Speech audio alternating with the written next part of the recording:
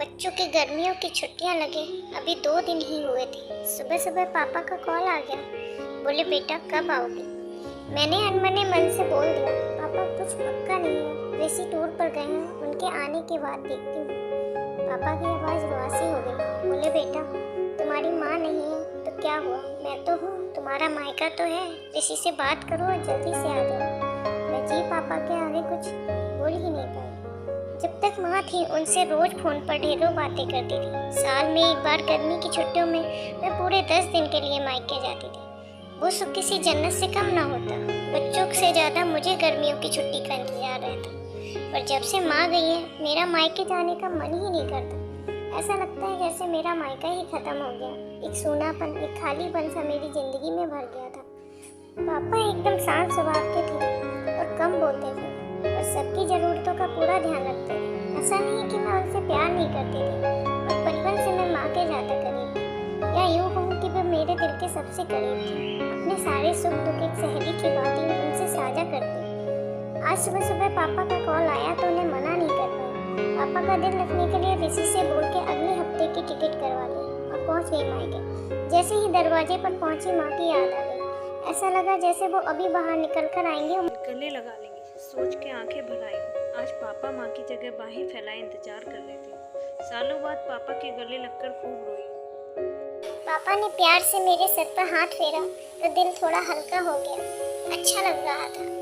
वैसे तो भाई भाभी पापा सब मेरा बहुत ख्याल रख रहे थे। बच्चे तो अपनी मस्ती में व्यस्त हो गए थे, पर मेरा मन हर पल माँ को ढूंढ रहा था, पहले की तरह।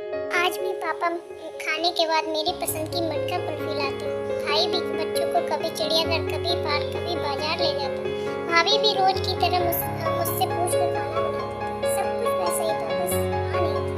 इस बार मायके में मेरा दिल ही नहीं लग रहा था। माँ की कमी मुझे बहुत खल रही थी। मैंने ऋषि को कॉल करके 2 दिन बाद की टिकट करवा ली। सबने मुझे रोकने की बहुत कोशिश की, पर मैं नहीं मानी। देखते ही देखते मेरे जाने का समय आ गया। आज शाम की ट्रेन से मेरी घर वापसी थी। मैंने सामान पैक करके रख लिया था, बस पापा का इंतजार कर रही थी। पापा न जाने सुबह से बिना बताए कहाँ चले गए थे। उनका मोबाइल भी नहीं लग रहा था। मन घबरा रहा था, बिना बताए आखिर गए कहाँ। इधर मेरी ट्रेन का समय भी होता जा रहा था। समझ नहीं आ रहा था कि क्या करूँ। तभी पापा का कॉल आया। बोले गुड़िया तुम लोग स्टेशन पहुँचो, मैं सीधे वहीं पहुँच रहा हूँ। हम लोग स्टेशन पहुँच गए। ट्रेन सही समय पर थी। पापा स्टेशन पर हमारा इंतजार कर रहे थे। उनके हाथ में एक बॉक्स था। उन्होंने मुझे देते हुए गले लगाया और बोले इसे ही लेने गया था, इसलिए देर हो गई, संभाल के रखना। मैंने आश्चर्यचकित होकर पूछा इसमें क्या है। पापा की आंखों में आंसू आ गए। उन्होंने अपने आंसू पोंछते हुए बोले तुम्हारी माँ का प्यार। कुछ समझती तभी ट्रेन आ गई। हमें ट्रेन में बैठा के पापा और भाई ने विदा कर दिया। मेरी नज़रों से ओझल होने तक पापा वहीं खड़े हाथ हिलाते रहे। मैं भी एकटक ना जाने कब तक बाहर खिड़की से उन लोगों को निहारती रही।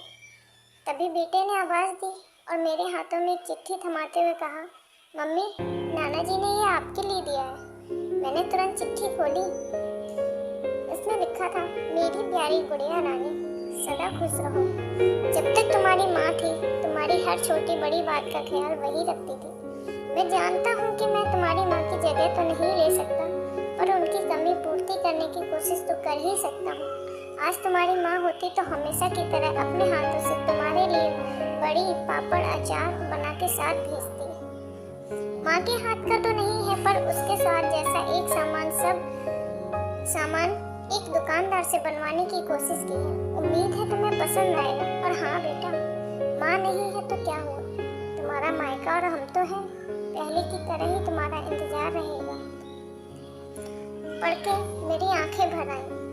ढेर सारे प्यार और आशीर्वाद के साथ तुम्हारे पापा। पत्र पढ़ते पढ़ते मेरी आंखों से आंसू बहने लगे। सहसा मेरे मुंह से निकला आई लव यू पापा। बात छोटी सी थी पर उसमें अथाह प्यार समाहित था। ये सिर्फ मैं ही महसूस कर सकती थी। मायके से घर आए 1 महीना बीत गया था। अब पापा से रोज एक बार कॉल करके मम्मी की तरह घंटों बातें करती। तो कैसी लगी आपको ये कहानी?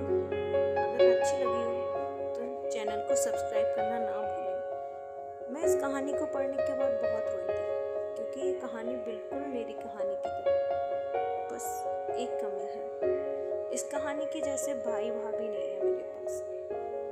नाम के लिए तो है,